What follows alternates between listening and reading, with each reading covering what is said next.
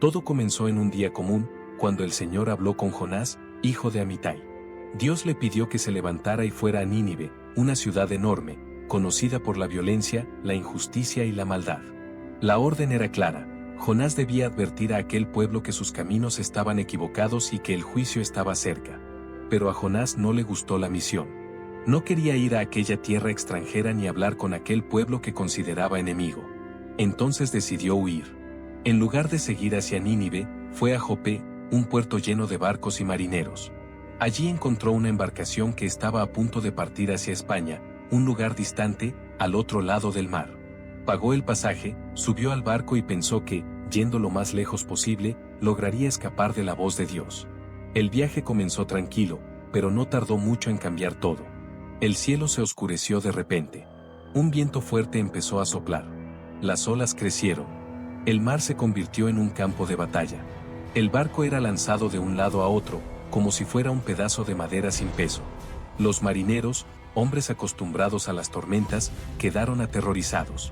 Cada uno comenzó a clamar a su propio Dios, pidiendo auxilio. Para intentar salvar la embarcación, arrojaron la carga al mar. Sacos, cajas y mercaderías desaparecieron en las aguas. Aún así, el peligro solo aumentaba. Mientras todos luchaban por sobrevivir, Jonás estaba en la bodega, acostado, durmiendo profundamente.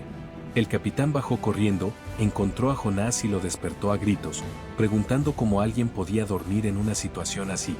Le ordenó que también orara, pues tal vez su Dios tuviera misericordia.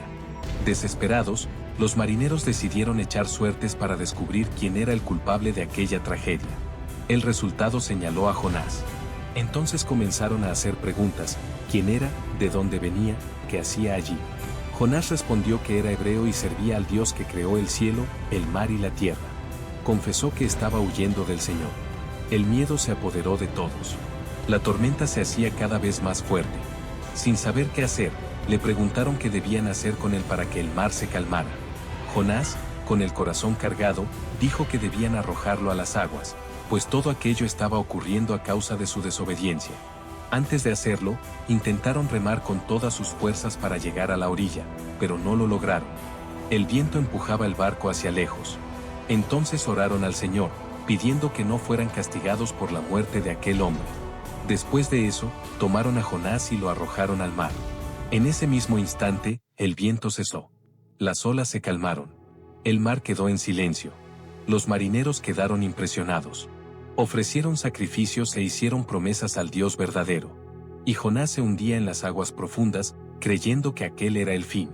Pero el Señor había preparado un gran pez. El animal se tragó a Jonás entero. Durante 3 días y 3 noches, permaneció dentro de aquel lugar oscuro, frío y estrecho. Allí oró, lloró, se arrepintió y pidió auxilio. Reconoció que había huido, pero que aún confiaba en la misericordia de Dios. Fue en aquel fondo del mar donde Jonás entendió que nadie puede huir del llamado del Señor. Jonás contó después que, allí en lo profundo del mar, todo parecía el fin. Las aguas lo rodearon por todos lados. Sentía que el aliento se le iba, el cuerpo se debilitaba, y las plantas marinas se enredaban en su cabeza como cuerdas. Dijo que descendió hasta donde nadie vuelve, hasta lo que él llamó la raíz de las montañas, un lugar que parecía tener puertas cerradas para siempre. Era como si la tierra hubiera tragado su vida. Pero, incluso en aquel abismo, Jonás se acordó del Señor. Cuando pensó que estaba muriendo, levantó su voz en oración. Y esa oración atravesó el mar, atravesó las profundidades y llegó hasta el templo santo. Allí entendió que quien confía en ídolos vacíos se aleja del Dios verdadero, pero quien clama con sinceridad es escuchado. Entonces prometió alabar, ofrecer sacrificios y cumplir todo lo que había dicho. Fue en ese momento cuando reconoció: la salvación viene solamente del Señor. Entonces ocurrió algo inesperado. Dios dio una orden al gran pez. El animal subió a la superficie y vomitó a Jonás en la playa. Él cayó sobre la arena mojada, cubierto de restos del mar, cansado, débil, pero vivo. Respiró hondo, miró al cielo, y supo que había recibido una segunda oportunidad. Poco tiempo después, la voz del Señor volvió a hablarle. La orden era la misma: levantarse e ir a la gran ciudad de Nínive para anunciar el mensaje que sería entregado al pueblo. Esta vez, Jonás no huyó, no discutió, no intentó encontrar otro camino. Se levantó y partió. Nínive era inmensa. Una ciudad tan grande que se tardaban 3 días caminando para atravesarla por completo. Sus calles estaban llenas de gente, comercio, soldados, mercados y palacios. Jonás entró en la ciudad y caminó todo el día. Entonces se detuvo y comenzó a anunciar en voz alta: dentro de 40 días, Nínive sería destruida. El mensaje se difundió rápido. De casa en casa. De calle en calle. De mercado en mercado. El pueblo creyó la advertencia. Hombres, mujeres, jóvenes y ancianos decidieron ayunar. Se vistieron con ropas hechas de tela áspera para mostrar arrepentimiento. Nadie quedó indiferente. Cuando la noticia llegó al palacio, el rey se levantó del trono. Se quitó el manto real. También se vistió de tela áspera. Se sentó sobre ceniza, en señal de humillación. Después envió una orden por toda la ciudad. Nadie podía comer nada. Ni personas, ni animales. Todos debían clamar al Dios del cielo y abandonar sus malos caminos. Así, la ciudad que antes era conocida por la violencia ahora estaba en silencio. Calles llenas de gente en oración. Casas con familias de rodillas. Plazas llenas de arrepentimiento. Y Jonás, que un día intentó huir del llamado, ahora veía de cerca lo que Dios podía hacer cuando un pueblo entero decide cambiar.